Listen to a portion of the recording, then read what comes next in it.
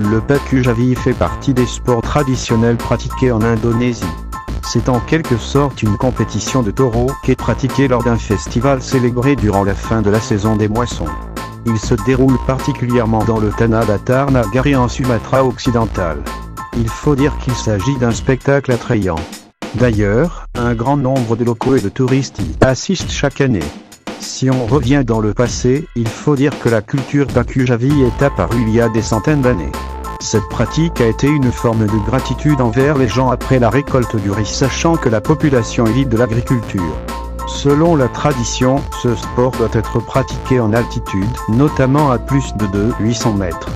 Un endroit où l'on peut distinguer le mont Marapi. Ce dernier est d'ailleurs connu comme le lieu d'origine du peuple Minangkabau. Généralement, la course se déroule dans les rizières quand elles sont vides après la récolte.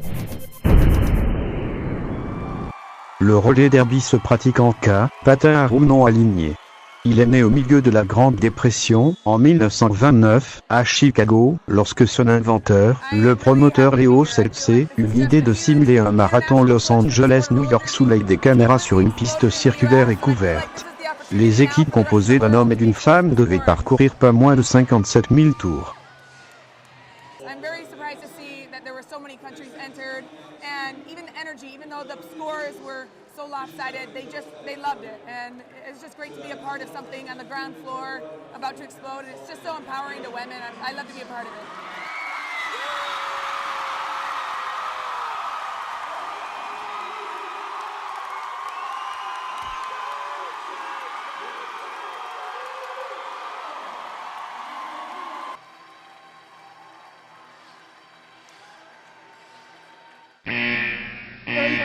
Le kabaddi est un sport de contact populaire, facile à apprendre, qui puise ses racines dans l'histoire millénaire de l'Inde ancienne et de l'Asie du Sud.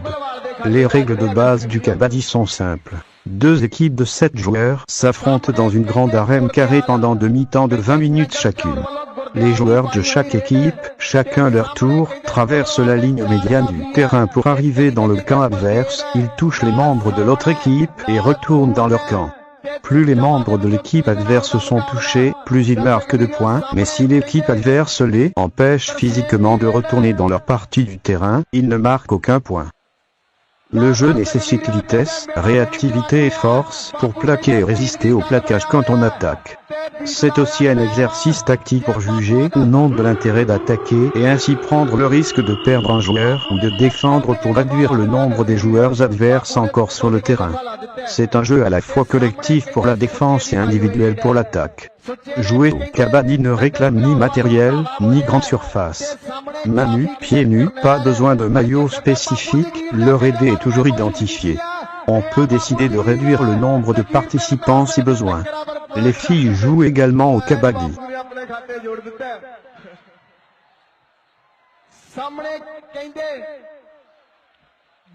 Gulzar ਦੀ ਰੇਡ ਹੈ ਸਾਹਮਣੇ ਕਹਿੰਦੇ ਨੰਗਲ ਝੌਰ ਦੀ ਧਰਤੀ ਵੱਲੋਂ ਗੁਰਦਿਆਲ ਦੀ ਪਾਈ ਹੋਈ ਰੇਡ ਤੇ ਸਾਹਮਣੇ ਤੱਕਦੇ ਆ ਕਿ ਤੁਗਲਵਾਲ ਦੇ 4 ਯਾਫੀ ਆ ਤੇ ਬਾਪੂ ਨੇ ਕਹਿੰਦੇ ਬੱਲੇ ਬੱਲੇ ਕਰਵਾ ਦਿੱਤੀ ਹੈ ਬਾਪੂ ਨੇ ਬੱਲੇ ਬੱਲੇ ਕਰਵਾ ਦਿੱਤੀ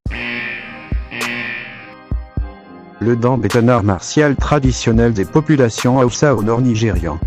Les combats de dambe entraînent souvent de graves blessures physiques et se caractérisent par une brutalité hors du commun. La tradition du dambe a été mise en place par les guildes de bouchers. Il s'agit d'une caste du groupe ethnique Hausa, originaire du sud soudanais. Actuellement, la plupart des guildes de bouchers sont éparpillées le long de la frontière entre le Niger et le Nigeria. Ce sport est ancré dans une tradition remontant au Xe siècle. Toutefois, les matchs de dambe attirent des millions de vues en ligne depuis quelques années.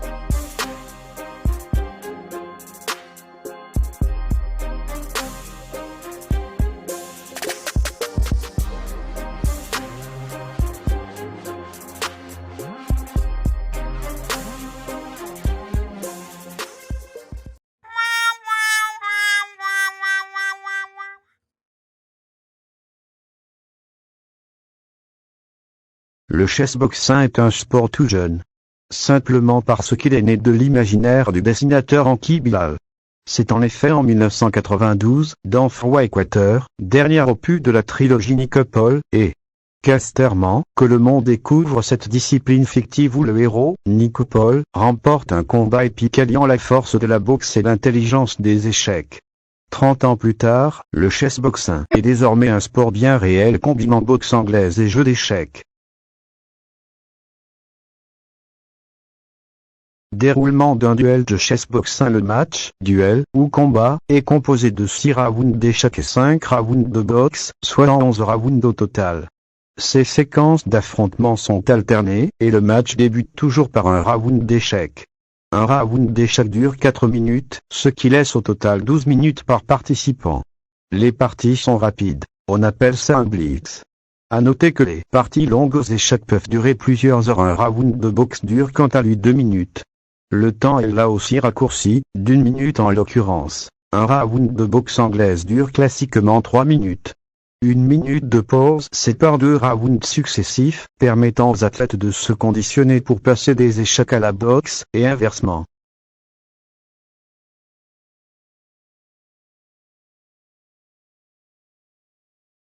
Mais en plus d'être complémentaires, les deux disciplines se ressemblent beaucoup, estiment les pratiquants. Comme les échecs, la boxe nécessite réflexion, stratégie et placement. Ça m'a toujours paru logique parce que j'ai toujours comparé les échecs au sport de combat, explique Jules Éloi Julien, 26 ans, qui se bat samedi pour le titre mondial dans la catégorie des moins de 85 kg. Ça demande un peu les mêmes caractéristiques. Les deux sont un combat au final.